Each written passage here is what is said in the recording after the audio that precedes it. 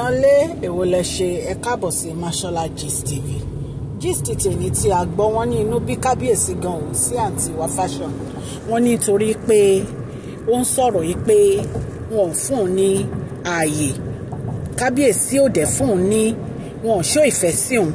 Wípé gbogbo nǹkan tí wọ́n ń ṣe òun ni wípé kí wọ́n máa tẹ̀lé Queen Naomi kiri. Queen Naomi nìkan ni wọ́n ní attention fún. Nǹkan tá a gbọ́ nìyẹn tí wọ́n ní àǹtí wa fashion sọ.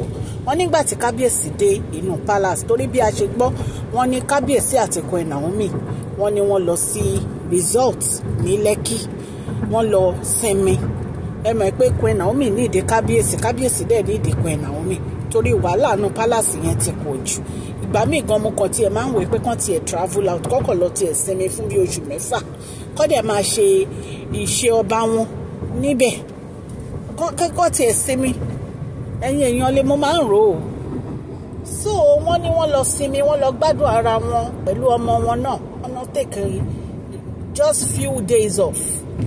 So bí a ṣe gbọ́ wọ́n ní bí wọ́n dẹ̀ ṣe dé wọ́n ní Queen Naomi lọ sí Àkúrẹ́ wọ́n lọ mú píìkì nǹkan wọ́n ní àǹtí wa fashion wọ́n ní bó ṣe wá sí inú palace yẹn ẹ mọ̀ pé ibi tó ń gbé ní ìsìn kò jìnnà sí palace wọ́n ní olórí mansion tí kábíyèsí rà fún wọn bí quarters dẹ̀ la máa pè wọ́n ní kò jìnnà wọ́n ní so wọ́n ní kò jìnnà sí inú palace bàbá Erin ńlá wọ́n ní so bó ṣe wá nìyẹn wọ́n ní dẹ̀ bó ṣe dé báyìí wọ́n ló lọ kúnlẹ̀ ó lọ kí kábíyèsí wọ́n ní kábíyèsí dẹ̀ rí tó ń ké wọ́n ní bàbá Erin ńlá ní kí ló ń pa lẹ́kún wọ́n ló ń ké wọ́n ní bàbá Erin ńlá ní èwo wá lẹ́kún kí ló ń pẹ́ lẹ́kún wọ́n ní kò sọ̀rọ̀ wọ́n ní bàbá wa Erin ńlá ní jẹ́ kí n sọ kíní kan fún ẹ gbogbo nǹkan tó sọ làwọn ti gbọ́ pátápátá ṣùgbọ́n tó bá ń compare rẹ̀ sí Queen Naomi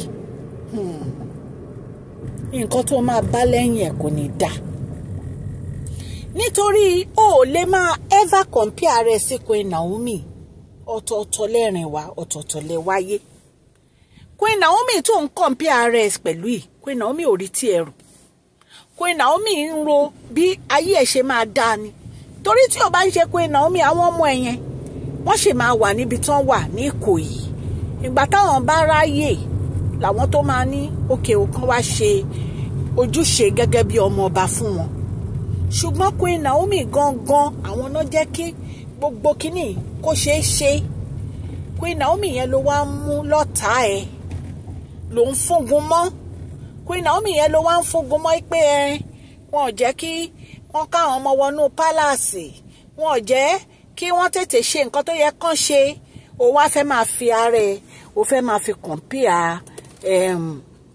Queen Naomi ipe tó bá dẹ̀ fi ara ẹ̀ compare Queen Naomi ò lè rí ojú rere àwọn ẹjọ́ ẹ̀yin ará alẹ́ àlẹ́ ìjì nìkan tí mo gbọ́ òun ni mo wá sọ ó lè rí ojú rere àwọn nítorí wípé Queen Naomi ò ń ṣe ẹni tó lè máa fi ga kó máa fi gágba pẹ̀lú ìrìn àjò yín yàtọ̀ position yín yàtọ̀ ayé yín yàtọ̀ ó yàtọ̀ dáadáa wọ́n ní nǹkan tí bàbá Erin ńlá sọ fún nìyẹn ìpè tó bá sì fẹ́ rí ojú rere àwọn o kó jáwọ́ nínú gbogbo àwọn competition yìí torí àwọn ọmọ ìpá àwọn èèyàn ló ń kọ́ ní gbogbo ìwà tó ń wù ìpè tí ò bá dẹ̀ jáwọ́ ìyẹn mi ń pé kò lè rí ojú rere àwọn nǹkan tá a gbọ́ nìyẹn tán ní bàbá Erin ńlá sọ fún àǹtí wa fashion allegedly bí a ṣe gbọ́.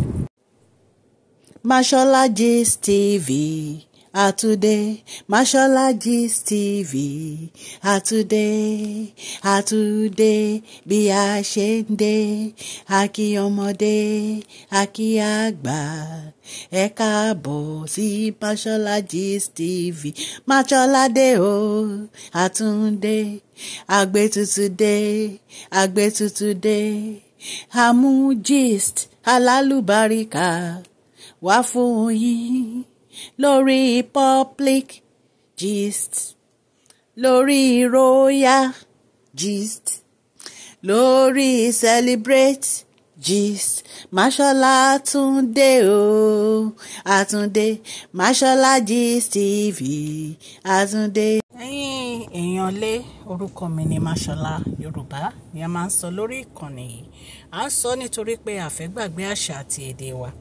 Ẹ̀yin ará lé, à ń sọ̀rọ̀ nípa celebrity gist, royal gist, politics àti gbogbo nǹkan tó ń ṣẹlẹ̀ ní agbègbè orílẹ̀-èdè bàbá wa ní ilẹ̀ Nàìjíríà.